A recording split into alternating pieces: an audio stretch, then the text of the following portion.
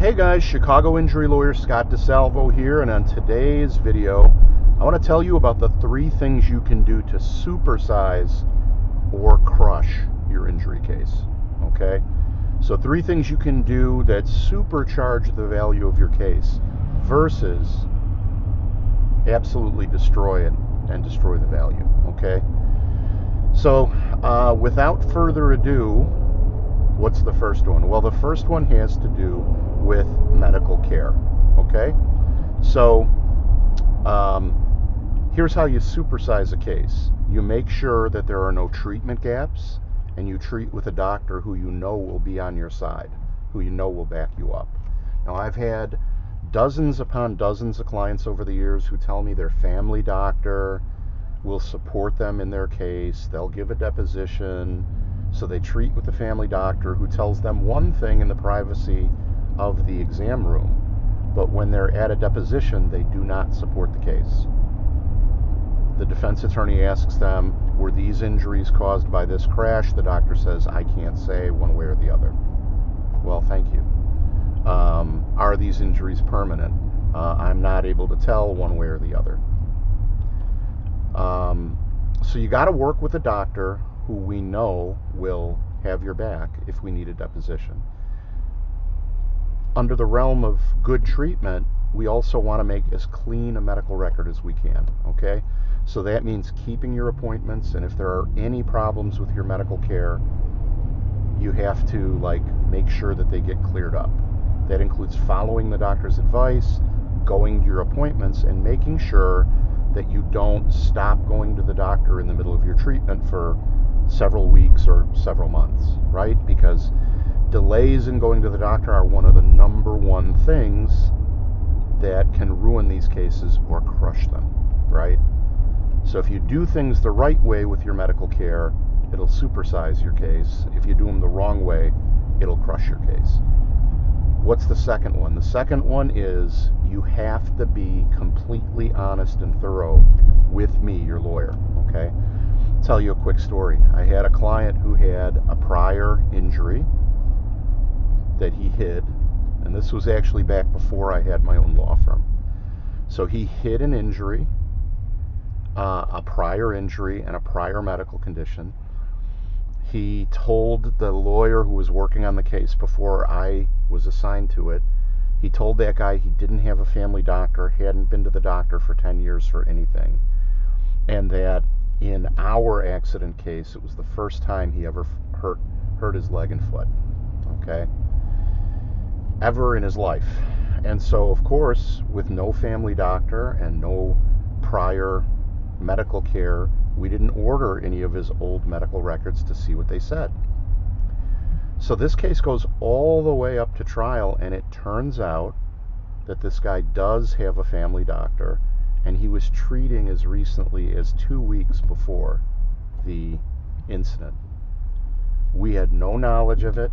They hired a doctor to testify regarding his prior injury, literally at trial. Now that case involved a little bit of dirty pool. The defense hid that information from us until trial. And unfortunately, the judge was not amenable to my arguments that, in other words, the judge didn't want to hear my arguments that they broke discovery rules, because we're not allowed to hear, we're not allowed to hide information, right? We're not allowed to do that. We have to be frank with the information. We have to be honest with the information. And if we find information, they have to share it. They can't just spring it on us on the day of trial. Now, they were arguing that they shouldn't have to show me the medical records until the actual trial, when my witness is up on the witness stand, which is crazy. So anyway, that case ended up, we ended up dismissing that case, and I don't know what the guy did. And I told my boss at the time, I'm not going to represent this guy anymore, because this is one, when there's an old saying, if you catch somebody's hand in the cookie jar, it's not the first time they've had their hand in the cookie jar, right? So, it's just an old saying that says if somebody's been dishonest with you, it's likely that one time you caught them being dishonest is not the first time that they've been dishonest, right? Anyway, what else? Oh, so my point is, a client who is trying to hide things, or doesn't want to talk about certain things, that can kill your case. But if you're honest with an attorney, even if there are some warts or on your case or prior problems like an old back injury, an old neck injury, we can turn that into a strength of the case. Because what do we know about an old injury? If you already have a bad back and you have a new accident, what do we know? What does everybody know? No medical degree necessary. We know that if you have a bad back, somebody does something to your back again, it makes it worse, you're easier to hurt and harder to fix. Easier to hurt and harder to fix. And it goes with everything. If you have a bad ankle and you get an ankle injury, in a new ankle injury, your ankle is easier to hurt and harder to fix, right? That's why somebody with like a bad shoulder, they guard their shoulder. They don't want anybody to hit their shoulder, right? Everybody knows that, but if I know it, we can argue it that way in front of the jury. If I don't know it, then we can't, right? We'll get ambushed, just like they did in that other case. So being honest with me about prior injuries, prior criminal convictions, all this stuff, definitely can supercharge your case, or it can kill your case. The last thing has to do with lost wages, okay? And I see this all the time. I'm seeing this all the time. We have a form that we have your employer fill out that documents your wage loss, right? And there are so many inconsistencies with that form. One is that the form, that my client won't help me get it to the right person at their company to get filled out. Another is that the client will fill it out and there's no name or signature on the bottom of it. So it's like, okay, I know what you are claiming is wage loss because it's right on here. But it's not signed by anybody, and I don't know who to call as a witness at trial, right? Because I can't just call you as a witness at trial to say, oh, well, I lost 7 years of work. Doesn't work that way. I need the name and somebody in the HR department or the payroll department to say, yes, I looked their name up. In this time period, they lost from this date to this date. And here's what they make per hour. Here's how many total hours they lost. And then they sign it, and now I got something we could actually use. But without it, we're asking the insurance company to pay for a wage loss just on our say-so. That would be like saying, my client has a herniated disc in their neck, but we don't have any medical records or any medical bills to substantiate it. I'm just saying that they have a bad neck. She's just saying she has a bad neck.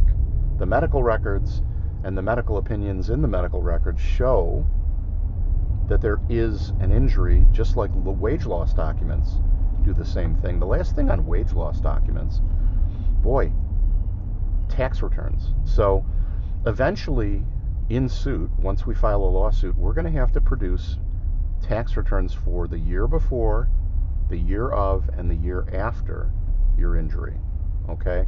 And the reason why is that is going to be proof that your income went down during the time that you were off work recovering from your injuries.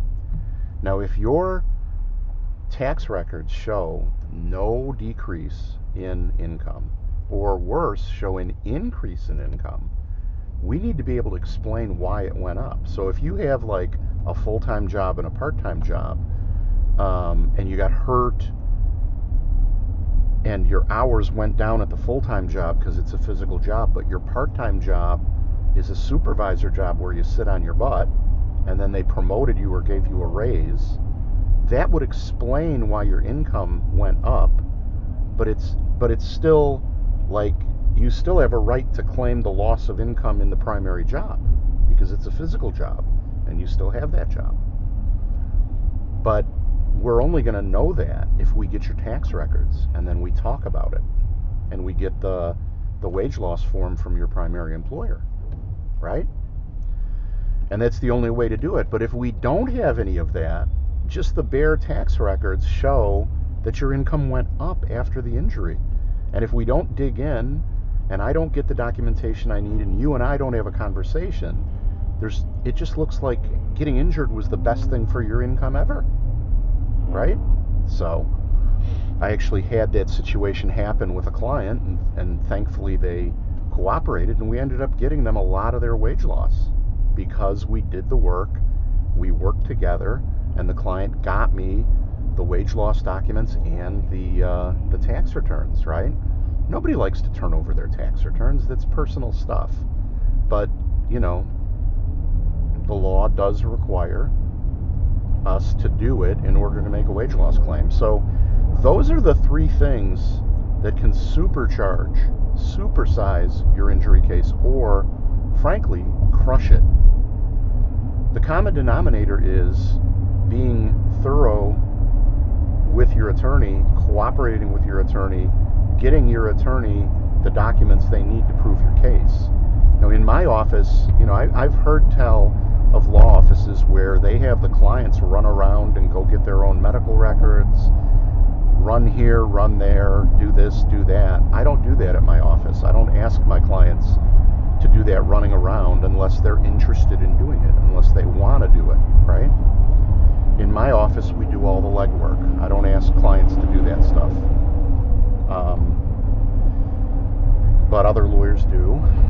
But occasionally, you know, I need your information, I need your cooperation, I need your help, and it's probably going to be my staff calling you for the help, because I really rely on my team to help me, you know, get all that information.